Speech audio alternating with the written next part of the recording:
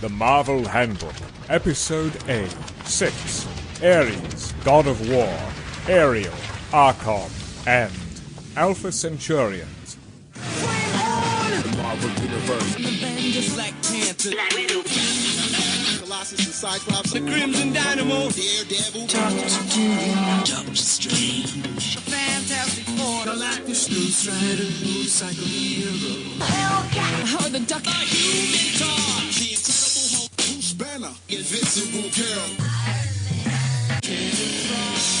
MODOK, Mr. Fantastic, Prince of the Deep, Nightcrawler, Odin, Power Man and Iron Fist, Professor X, the Punisher, Big Jones, Sergeant Fury, the She-Hulk, Silver Surfer, Spider-Man, Spider-Woman, Storm from the X-Men, the Thing, Ben Grimm, the Mighty Thor, Stadium Man, Wolverine, the Marvel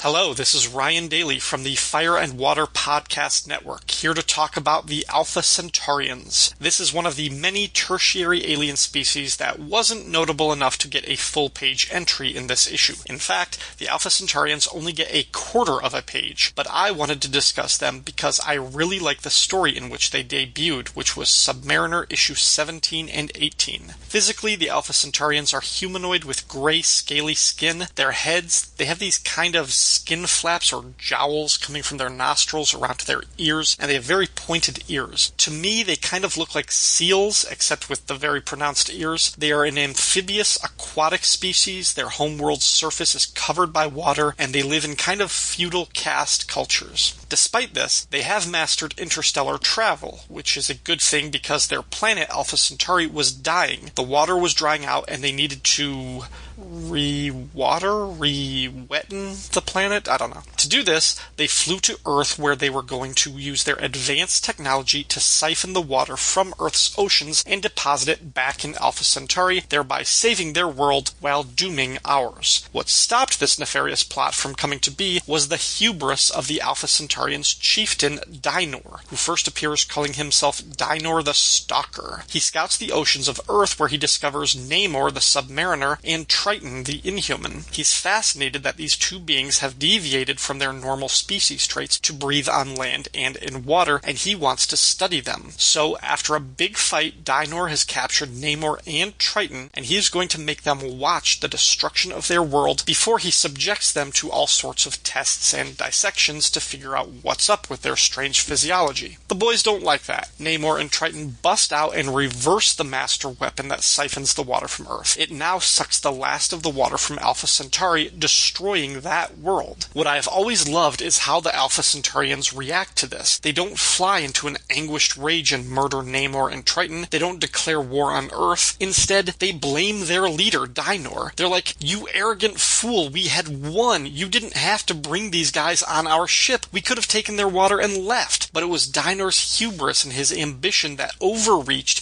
and brought about their destruction. So the Alpha Centaurians turn on him, and Namor and Triton are sent back to Earth as the aliens turn on their master and kill him. I thought that was hilarious. This story from Submariner is written by Roy Thomas and drawn by Maurice Severin. I have always liked it, in part because it made me a fan of Triton for the first time. Until a couple of years ago, Triton was really my least favorite of the Inhumans royal family. I just didn't find him that interesting and didn't really care for how Jack Kirby drew him. Once Triton started appearing in the Submariner comic, though, I saw how John Buscema and Maurice Severin drew him and how he interacted with Namor, and I liked him a whole lot more. Now he is one of my favorites of the Inhuman royal family. And the way he and Namor worked together to free themselves and to destroy this whole Alpha Centaurian culture was crazy and kind of awesome. So, yeah, the Alpha Centaurians are not the most memorable alien race in the Marvel Universe, but I like them because of how quickly and practically they turn on their leader, whose personal ambition totally screwed them over, and also because the story made me a bigger fan of the character Triton and his complicated camaraderie with the Submariner.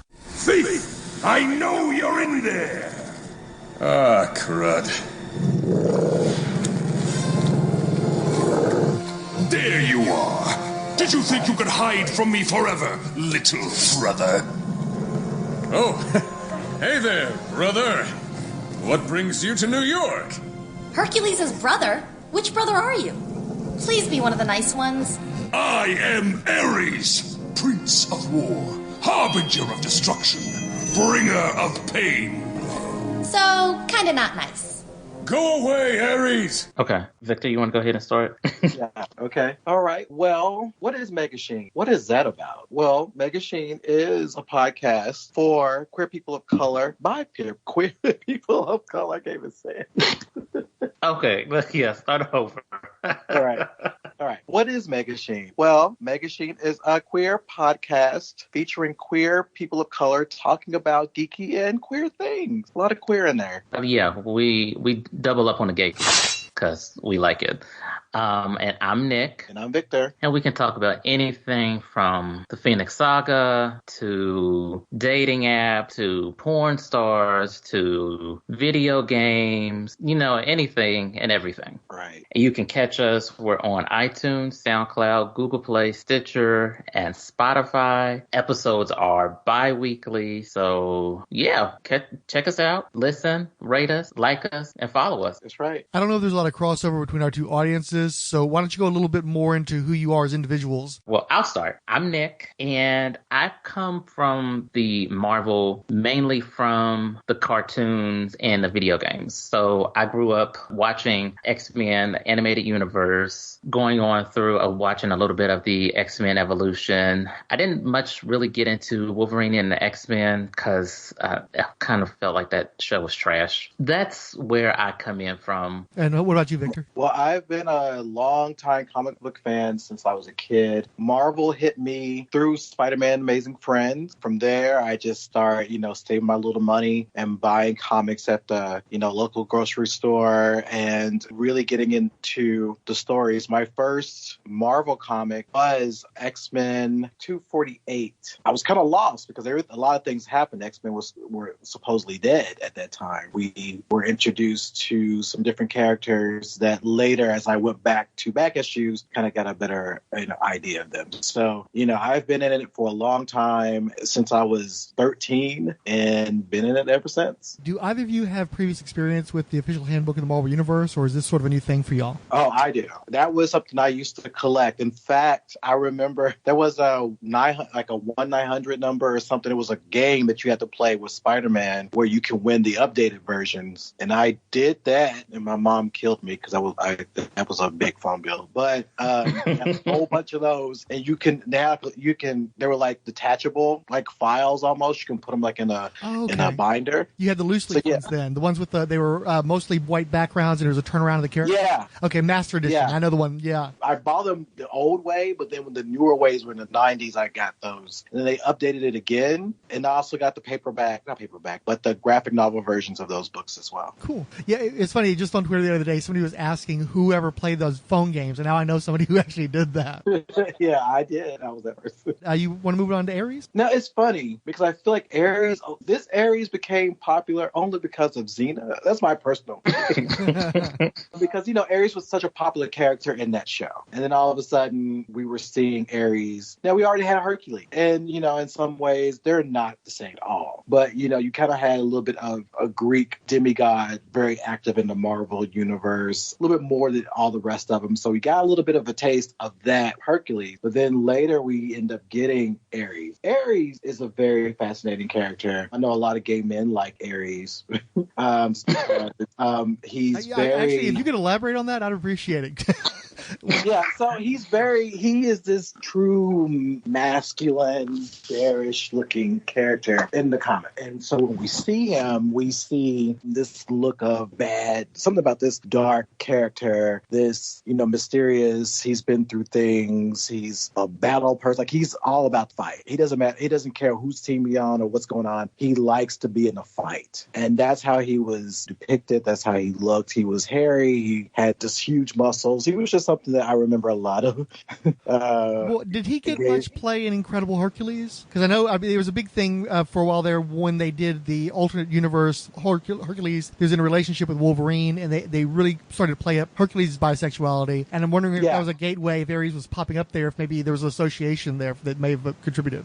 Yeah, I think because he has that played a part that gave people a hint, this whole muscle bear thing about Hercules, but also the same with Ares. The way Ares was also drawn on in the comics. You just saw him as this like, ooh, who's this guy? He could have been of any sexuality. That was never really something that was pushed. I think he had a daughter, but I don't think that was something that was pushed that he was like this super straight man. I think he was just something that had an appeal that everybody caught eyes on. His first appearance in 1966 with Thor, of course, but we didn't really get to see a lot of him until like around 2006. And it was interesting because he was considered an anti-hero. Now in DC, he is a full-on god. He's a villain of Wonder Woman, and we see him try to destroy the world many times, either through him or through his kids. This was a different type of version. I always felt like he was this worn-torn, like another version of Punisher almost, because he was just this brooding character. We also got to see a little bit more during the whole Civil War era, where they were really trying to figure out what's going to happen after this, and he was invited to join S.H.I.E.L.D. at that moment just because of what was happening after the death, quote unquote, of Captain America. So it was very interesting to see how at that time he was brought in to be the muscle, be the fighter, and then later brought in to be a part of Norman Osborn's team, the Dark Avengers, which was also very interesting too. We didn't really get a lot out of Ares throughout the years in Marvel. Guess he got to fight Namor. I feel like everybody fights Namor in some form of fashion. Namor got hands for everybody. He does, because he's also arrogant. But we got to see a little bit more of how Ares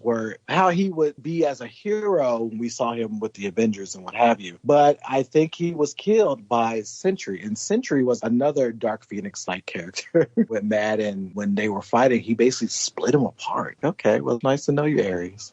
I've only known Ares through actual Greek history, a little bit on the DC side, and then the God of War, the actual video game. So I didn't even know that Ares had this whole background with Marvel Comics. I kind of struggle with the fact that you're going to have a villain and then all of a sudden, fast forward, he's now an anti-hero. Sometimes I struggle with that. If he's a villain and he is just so consumed with fighting and war and that's what he loves, then maybe just leave him like that. But I don't know. I go back and forth with that sometimes. Yeah. I think he was sort of an antagonist for Hercules, so it's not necessarily he was a full-on villain, but the guy who we were supposed to be rooting for, he fought, and therefore he's the villain by default. But I don't know that he ever did anything so overtly villainous that he couldn't come back from it and be an anti-hero. That's my ignorance. I wasn't a big Thor reader, so I can't say that there wasn't something he did that was like completely heinous, but he didn't get the kind of play like, say, a Loki would get, and that didn't stop Loki from being an anti-hero either. Yeah. True. That's true. He's a god of war, so he did linger around for a little bit throughout the comics, and I know when Marvel went through this all new, all different Marvel, he did return. So he's around, but they're not really using him that much. He's just right now traveling the world with his friends, and he wants to go back to these fields. He was I think when he was supposedly dead, he was hanging out in these fields. But I know when they had the Secret Empire storyline, he was a part of the Champions of Europe, which was interesting. And if you remember the Secret Empire, I think that was when this whole thing about Captain being a Nazi or something like that, which I didn't really read all of that, but apparently along that storyline, he was with Captain Britain and Guillotine, which is an interesting name, and Excalibur. So he's around, but they're just not really using a lot of him in anything. He seemed to kind of be Brian Michael Bendis' pet character, and once he had him ripped in half, he was done with him, and it doesn't seem like too many people have picked it up since then. Yeah. It's interesting what happens when they don't know what to do with a character, so they'll just linger around, and they'll pop up in a comic somewhere like, what? Okay. It's just like, and how you survive? It's always, that's kind of the answer these days. So, I don't know. I like the Ares in DC. I'm sorry, Marvel folks. The Ares in DC has more of a character arc and situations that I appreciate. As you were saying, I don't know if they know what to do with him. I don't like when Marvel does DC or DC does Marvel. I like them to really be separate and do their own thing. And DC, through Wonder Woman, has definitely embraced Ares as the villain, and also more so in recent years, Hercules. They've played around with him being a hero, but because he's so important to Wonder Woman's lore, and Wonder Woman is such a huge character at DC, it seems like they've leaned more towards allowing Hercules to be a villain in the DC universe. So for Ares and Hercules to be good guys at Marvel, that helps me because each company's doing their own thing with their characters. I kind of like giving them a face turn, I guess you'd call it in wrestling terms. Yeah. But I'm in agreement with you, Victor. If I had to choose between a portrayal of Ares versus Marvel or DC, I would have to go to DC, especially how he was portrayed in Justice League and Justice League Unlimited. I liked how conniving he was. He reminded me almost a little bit of Mystique in terms of his cunning. Yeah. The art is by Paul Smith. What do we think of the entry and look of the character? It's very classic. This is the God of War. That's kind of the look with the whole helmet and everything. This big muscly god. So he kind of had that feel that, that was attractive in so many different ways. To me, he's just the Greek god. That's a Greek god look right there. Almost reminds me of something. What was Wolverine's friend that got the legacy virus? Was it Maverick? Yeah. It almost looks like something Maverick would wear when it's too hot. It doesn't scream Greek god to me. But I mean, even with the helmet and everything? No, not to me. But, different strokes for different folks. Well, and he looked a lot different when they made him more of an anti-hero, too. Didn't they go with, long white hair and stuff? Yeah, one of the pictures, he almost looks like the art by Ed McGuinness. Makes him look like Bane a little bit. Yeah, I can see that. And I was thinking, I can see where you can see a little bit of Punisher because of wherever he was wearing this shirt or his battle gear. His harness. Yeah, you can see it pretty much his harness. I mean, that's what it is. Yeah, it's funny because Ares looks like the quintessential 90s hero we used to see in Image or, those type of comics. Just big for no reason, big axe, big male. Comes off very interesting when you look at the look of Ares, especially as you look at the Chaos War, you look at some parts of Incredible Hercules. You just have that look of the 90s heroes. He's even got a Liefeld sword with a big lumpy handle. Looks like a vinyl toy or something. It doesn't look like a proper handle. There is one cover, and I think it's his graphic novel, that I do like. It's red, and I do like that cover. I like the look of him. There's a sense of loneliness to what it is to be a god of war, that you're always fighting. You really don't win. There's always a loss. So I've always liked that, because the way they make him look is you almost want to feel a little sorry for him. Yeah, that's a lot. There's a lot of pathos there. I didn't appreciate that until you mentioned it. Yeah. Yeah. Oh, Ares. Sprite, Colossus and Storm, take the main stairs. You'll be sorry. Something about Siberiad bothers me. You mean besides the fact that he's trapped us in the mansion? Colossus? Cyclops? Yoo-hoo! Here I am, Sprite. Come on, I found Cyclops. Lead on, Tin Man. He's in here.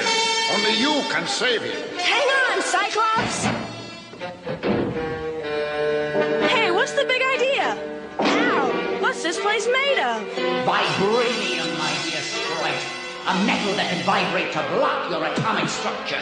In other words, I've grown accustomed to your phase. What have you done? Vibranium is also an excellent sonic wave conductor, as you're about to find out. Somebody's playing their stereo too loud.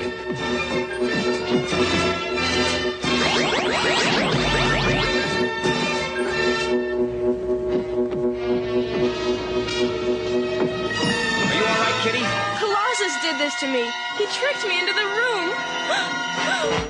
That means it was just a hologram of Nightcrawler. Then maybe the Colossus that trapped me wasn't the real Colossus. Yay! I knew Peter Rasputin wouldn't pull such a rotten trick. Maybe a gentler approach will do the trick. I'll phase through.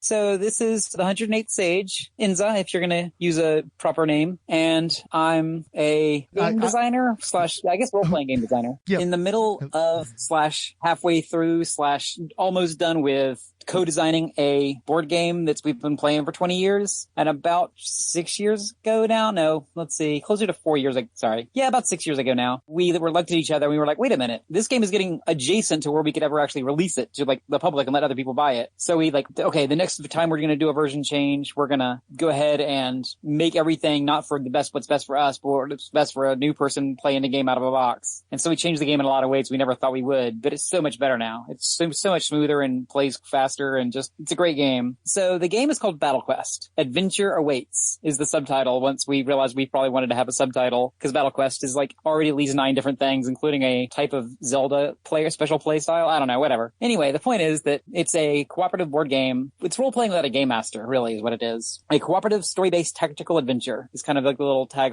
we have on our board we put up at DragonCon when we demo it. And so 2019 is going to be our 5th year demoing this game. And that first year, we didn't really know what to expect. And we were blown away, especially the kids. We play with 20 to 40-year-olds, you know, we're not playing with kids, but all of a sudden, that first year, there were kids that teaching it to their parents, like halfway through the first game. Like, no, Mom, you're doing it wrong. Here's how the game works. And they were 100% right. One of the things we've done with this game is play it for 20 years. So we've refined the rules and got it really stupid complex, and then spent the next however many years kind of refining it from that and taking out all the complex stuff and making it super simple and super cool. And it's just a lot of fun. Since you haven't done podcasting before, do you want to introduce yourself in terms of where you're coming from as a fan? Good idea. I got into podcasts back in 2012, I think, when I was like, oh, I need some left-wing political news because I can't get that through the regular news sources. Oh, Chris Hayes, he's an awesome person. I'm going to see if Chris Hayes has a podcast. And that led me to this thing, Citizen Radio, which then led me to a couple of other podcasts, and I eventually started branching into TV podcasts when I saw the Fringe podcast by Golden Spiral Media up on one of the Vote for Podcast Awards kind of thing. I love Fringe. I'll check that out. And that led me to the whole world of TV podcasts. And then the Flash podcast had Shag on, and that's how I found out that they were actually good comic book podcasts. Because I'd actually looked into them when I first started getting into podcasts, but they were all about what was current. I didn't care about what was current. I wasn't buying comics by the issue anymore and hadn't for years. And so all of a sudden I find these people talking about who's who. It's sold already there. And then the Fire and Water Network, of course, started me spiraling between all these different other networks like Two True Freaks and, of course, Fortress of Baileytude and all that stuff. You led me to Warrior for Peace, the Wonder Woman podcast, which I really enjoy. So many podcasts I've listened to in the past, like 7 years now. I'm always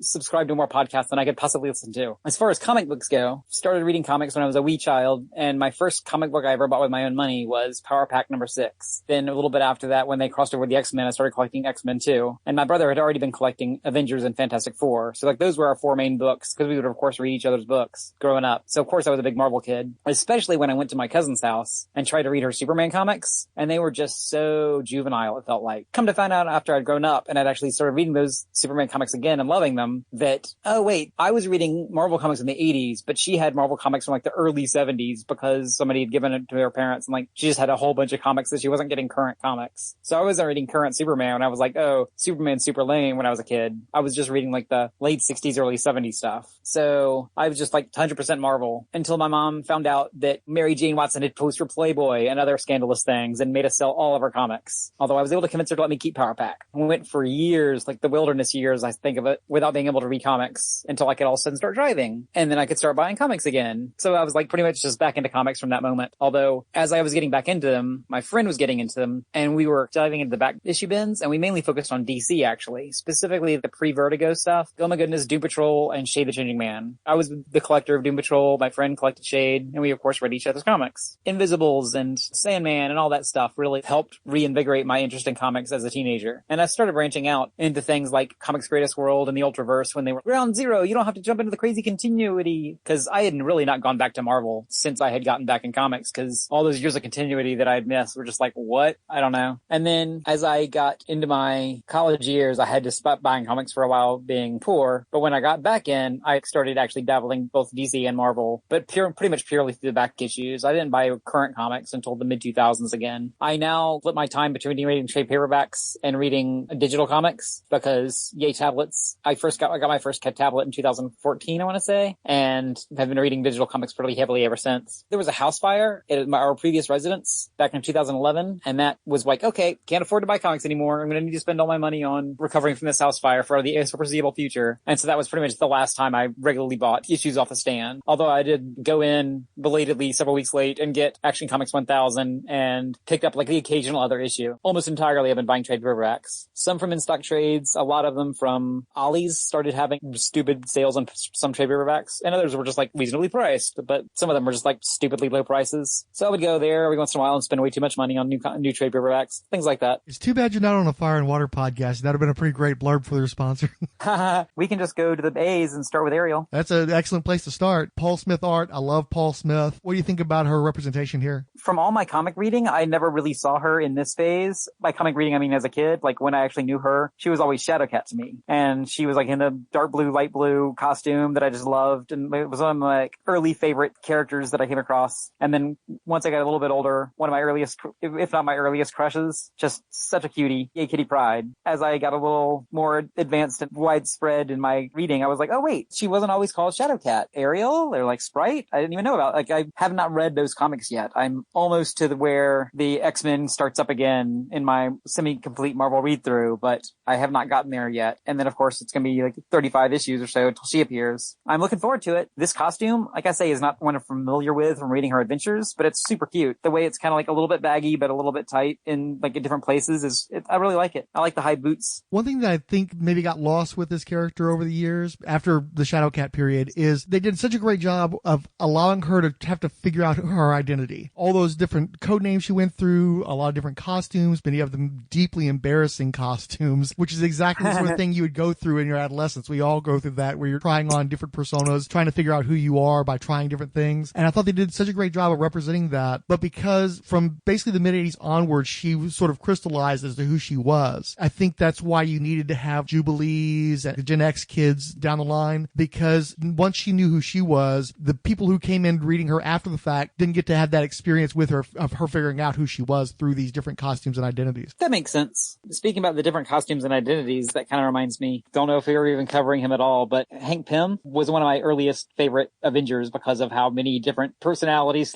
and code names / power sets he's had over the years. I don't know. I always appreciated those characters who like go through lots of different phases. Basically, the Power Pack crossover with Uncanny X-Men was what introduced me to her. I think the first time I started encountering him is through the Morlock situation where Kitty Pryde and Nightcrawler are going through the sewer. The kids are like sneaking around through the sewer or something. I don't remember exactly how it is, but they like come across them. At least that's my memory of the situation. It has been a minute since I've read those comics. Then whenever they had the crossover right out during that storyline of like actually appearing in X-Men and stuff, I started collecting it from that issue and going forward until my mom made me sell all my comics. The only other thing I can think of really is I think it's after this era, but Lockheed. I love Lockheed and her relationship with Lockheed and just such a cute little dragon. I never read the comics, or at least in the first run, I didn't read the comics while she was Ariel. I don't think she was in this particular costume or by that particular name for very long. I was around before the Shadowcat days, and yeah, Kitty Pryde was definitely my first comic book girlfriend for sure. She's one of the reasons why I ended up picking up Uncanny X-Men, at least one of the two reasons why I picked up Kitty Pryde and Wolverine. And for me, she'll always be Shadowcat, but I don't know if anybody's ever drawn her as well as Paul Smith drew her. She's so beautiful, she's so graceful, but she also has that innocence. She's, for me, perfectly represented by Paul Smith, and so it makes me happy to see this drawing, even though, again, this is not a costume or a version of the character that I'm terribly familiar with. Indeed. I've always been one of those words more than art kind of people when it comes to comics. Like sometimes people will wax episodic about like how they could easily tell that this was Kurt Schaffenberg or like Wayne Boring or various things like that when like talking about their versions of Superman. And I'm like, nope. I mean, it looks like Superman. I can tell the different artists drew very different ones, but the ones that are vaguely similar, I would not be able to tell that they were different artists. I'm just not, that's not the way my brain works really. So I don't remember who drew the iconic versions of Shadowcat that I'm familiar with, but this version is certainly really nice looking here in the static photo for Hatmu. Of all of the Kitty Pryde comics that I've read, she has looked cute under multiple different artists, I guess is a good way of saying it. And you mentioned too, again, and this will be an ongoing theme with Ohatmu, is the static nature. But I think the great job was done here by Smith of showing the personality, the little wave, the kind of being back on the one hill while the hand behind her back. You get a real sense of her personality, even though she's not necessarily doing anything particularly overt. All those little tells are there to let you know what kind of person this is just based on this single image. Totally. It really does have more personality than entry that'll come later where we just talked about Darkstar, where she's just kind of standing there. Like you say, she's projecting personality through her hand gestures and things. But as far as pictures go, the one at the bottom is a little bit like, wait, why do they pick that one picture? It's pretty obvious she's just in her underwear and you can't even see what she's wearing on top because she's phasing through a wall. 15-year-old girl at that point, 14-year-old girl in her underwear, whatever. It's definitely an unfortunate and very odd choice. I wish they hadn't gone that way. The danger has passed. You are safe now. Who are you? What are you? I have traveled across dimensions of space to find you. My name is ARKON, ruler of Polemicus. My planet is dying. You, mistress of the elements, can save us. You created this chaos. It is but a hint of the misery that afflicts my planet. With every second, Polemicus comes closer to extinction. How could you endanger all of these people just to get to me? That is barbarous. My people depend on me. I must be prepared to do anything to save them. Hi, my name is Caroline Lowe. I'm a huge comic book fan, both Marvel and DC, and I'm just a nerd working hard to become a voice actor. We can move on to ARKON. Okay. What is your familiarity with this fellow? Have you read him any comics in the past? Mostly in the Weird World arc, like the Battle World and the Weird World arc. So the recent Secret Wars, relatively recent Secret Wars crossover then. Mm-hmm. So tell me a little bit about him there. ARKON is like ARKON the Magnificent. He comes from this world, I never know if I pronounce this right, called Polemachus, that glorifies warfare. It's almost like, imagine the Amazon world, where everyone's a warrior, and they do have their own sciences. And outside of this world, you can see these light rings that surround it. And those rings are essential to Polemachus. For some reason, scientists there believe, they determined that atomic explosion somehow kind of rekindled the power rings. For about a good year, if there's at least one explosion on Earth. So ARKON, being the most celebrated warrior of their world, he had gotten into contact with Scarlet Witch, and he tricked her into saying a spell that could transport him to Earth, where he kidnapped Scarlet Witch because, well, he fell in love with her. He's like, I want to marry you. And she's like, no, thank you.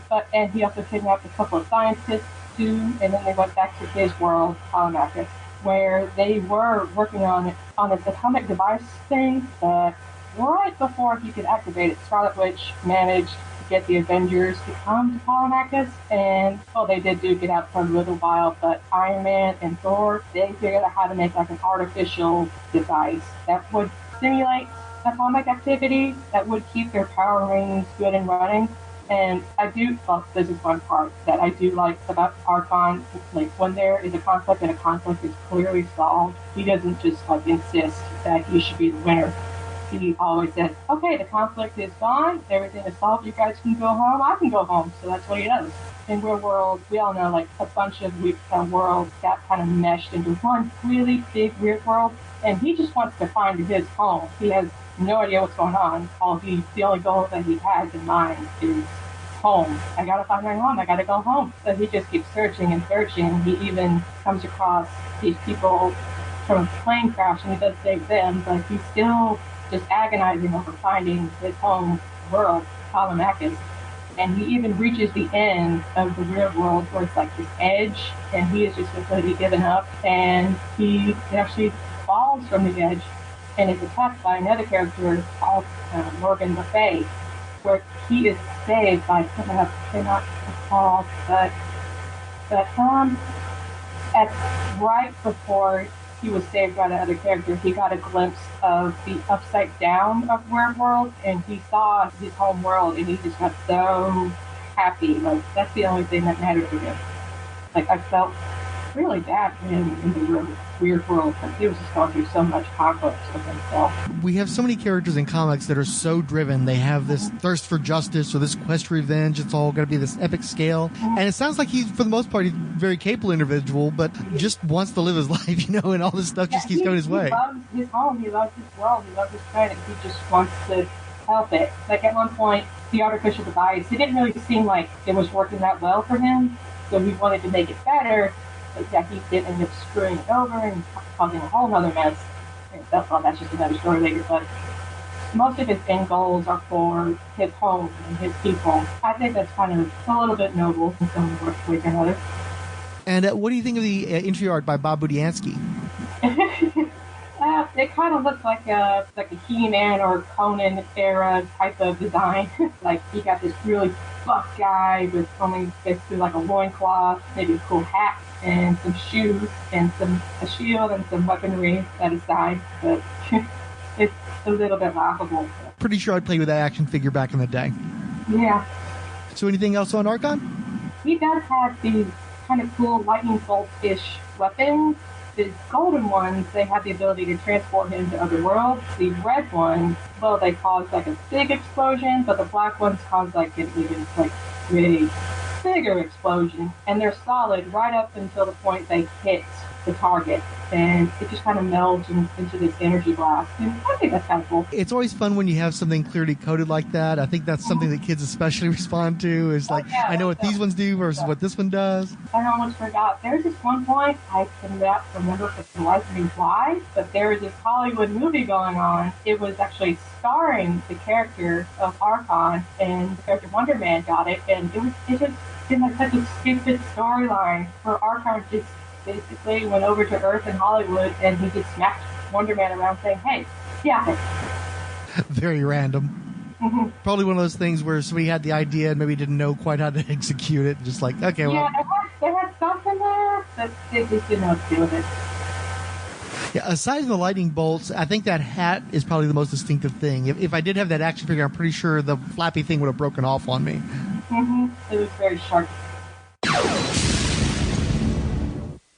The official listeners of the Marvel Handbook podcast are 20th Century Geek Podcast, The 108 Sage, Adriano, Always Second, Andre 79 Oliveira, Dr. And, Between the Pages, Brian Gooney, Brian Olvey, Brian Burnt, Caroline Wells, Chris at Bat Books for Beginners, Chris Dunford, Christopher Bush, Collected Edition, Daniel French Fishbone as Sound Design, who tweeted a hot dog whip gif, Debash, Delvin, Derek William Crabb of Fanholes Podcast and History of Comics on Film, Doc Strange, Dr. G Nerdologist, Dirk Ashton, who tweeted a thank you cat gif, Ed Moore, Eric Borden, Fiendish Fitz, FSD Records, Gene Hendricks of The Hammer Strikes, Random Geeky Stuff, Iowa's Joe Crawford, Jax Webb, Jeffrey Brown, Jennifer DeRoss, Carl Ottersberg, who tweeted humble thanks, Keith G. Baker, Kenny Crowley Jr., Law Dog, RPG Historian, Marvel Universe Online, Max Traver, Mike It Send Aliens to Me,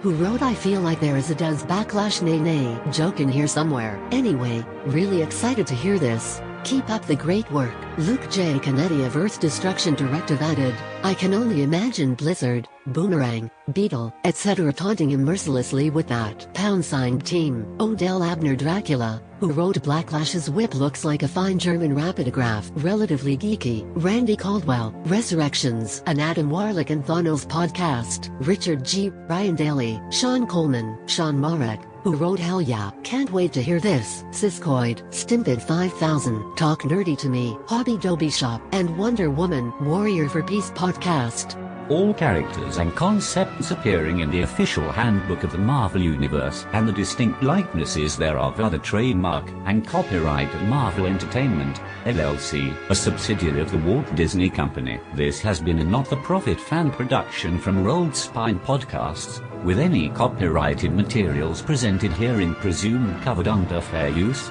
with no infringement intended.